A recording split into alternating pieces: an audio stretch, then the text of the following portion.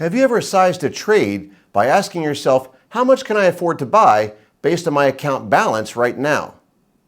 If so, that's exactly the wrong question to ask. Size too big and just one bad trade can lead to a massive loss you can't recover from. If your position size is too large, it can also cause just a normal pullback to feel unbearable and cause you to exit a good trade before it hits its stop. The right question to ask is, how much am I willing to lose if I'm wrong on this trade? That's the right question. Answer that question first, and the position size falls out the bottom automatically. Same formula every time. Over more than 25 years of coaching countless traders, I've seen improper position size destroy more accounts than bad trade setups or bad entries ever has. So, here's the simple formula that fixes it. The MTG position sizing formula is based upon the distance between your entry price and your stop price, and there's 3 simple steps we use to calculate that. First, step 1 is we calculate your maximum capital risk per trade. That's simply 1% of your account times your account balance, and that gives you the maximum dollar amount you're willing to risk per trade. In this example, with a $20,000 account, that amount works out to be $200, 1% of $20,000. Now, quick note, we'll get into exactly why we're using this 1% number in a few minutes, but for now, just follow the formula. Step 2 is determining how much you're risking per share. That's why I just mentioned a few minutes ago that you first need to know your entry price and your stop price before you can calculate your position size.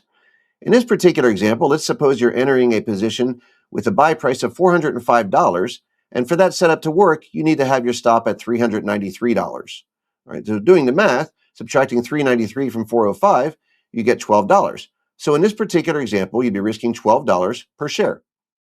And step 3 is we simply take your maximum capital risk per trade from number 1 and divide that by your risk per share in number 2, and the result is how many shares you're buying.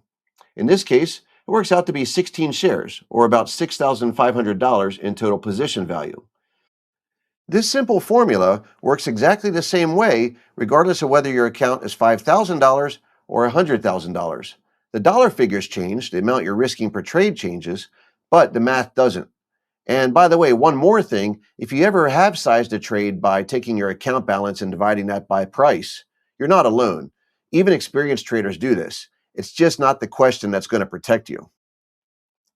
In our example, our stop price was $12 below the entry, and dividing that by the $200 maximum risk gave us 16 shares. However, notice what happens if we needed a wider stop. Let's suppose, for example, that we needed a $24 stop from our entry price.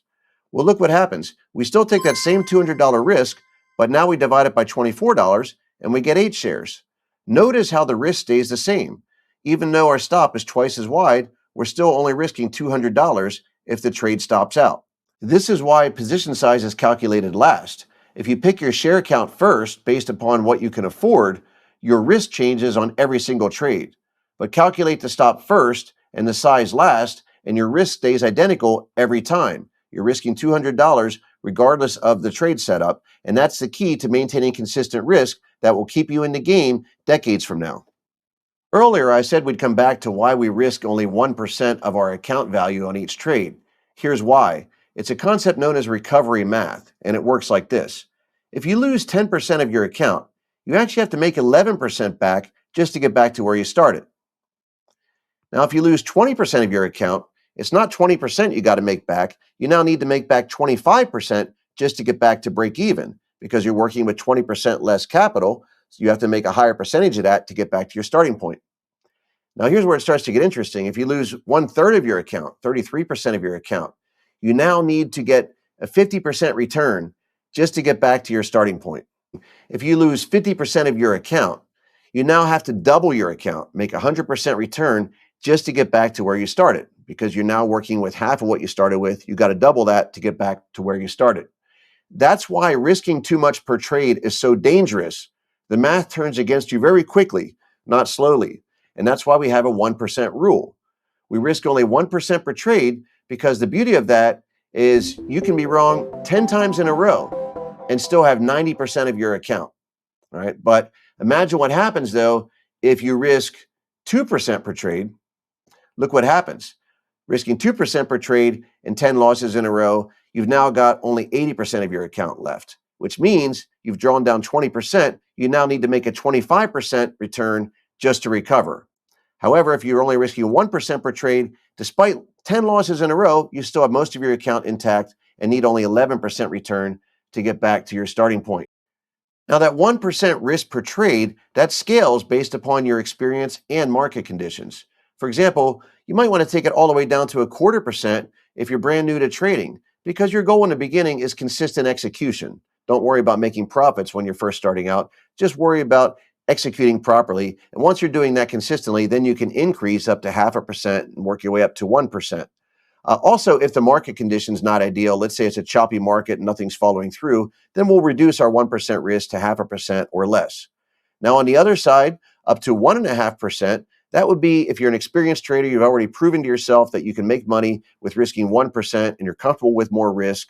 And if the market is in strong conditions, we've got a strong uptrend and everything's following through. Both of those things would enable us to risk more than 1%. But build your track record first with a standard of 1%. And don't increase until you've proven and earned the right to trade bigger. The position sizing formula tells you how much to risk on any individual trade. But there's another layer you need to know about, and that's called portfolio heat. This is the amount that your account would be down if every position in your portfolio hit the stop at one time. Additionally, we have hard caps on how much of any individual stock or any individual sector should be in your portfolio at any one time as well. Now, the exact portfolio heat calculations and all of these concentration limits are covered in detail in TradeQuest. And by the way, improper position sizing is not the only reason that 90% of traders fail. The other reason is emotions hijacking their trading plan. I cover both of these things in a free 60-minute live workshop that I'm hosting coming up on Saturday. Links in the description. Now that you understand how the formula works, let me show you our free position size calculator we built for you that has this formula baked into it already. This is our free position size calculator. Let me show you how easy it is to use. We'll use the same numbers from our example earlier. First, you plug in your account size. So let's say $20,000. Next is your risk per trade. The default is set automatically to 1%, which is a good starting point. So if you have a $20,000 account with 1% risk per trade, you're risking $200 maximum per trade. Now, there's also a slider here. You can adjust your risk per trade, or you can click the buttons below it, but we'll just keep it at 1%. Next, you enter in your entry price and your stop price. So our entry price in our example earlier was $405, and our stop price was $393. After I enter in $393, you can see that automatically the position size is calculated to be 16 shares. And it also shows you that your risk per share is $12, and you're just under 3% stop distance below your entry price. It's $192 total risk and a position cost of $6,480. Now, we have an optional field here for target price. If we're buying breakouts to new highs, we don't generally have targets. We trail a stop to maximize profits. But if your trade setup does have a target price, you can put that in as well. Let's say if we had a target price of $500, what it calculates for you then is your reward versus risk. This tells us over here in this row, 7.92, that our potential reward, if we're right on the trade, is nearly 8 times greater than our potential risk. To use this calculator, just click the link in the pinned comment below. There's no app to download, there's no login, there's no registration form to fill out. Just go plug in your own numbers on your next trade. This calculator handles your sizing math instantly, but sizing is only one piece of the full methodology. The rest of it is what the free workshop walks through. If this video helped you, be sure to hit the like button and subscribe now. Also, improper position sizing is only one of the reasons that most traders fail. The other is emotions getting in the way of following their trading plan. If you want to find out why that happens and what to do about it, be sure to watch this video next. Also, on Saturday, I host a free live workshop where position sizing is in focus and we tie together all the other parts of the methodology as well. I'll see you there. Link is in the description.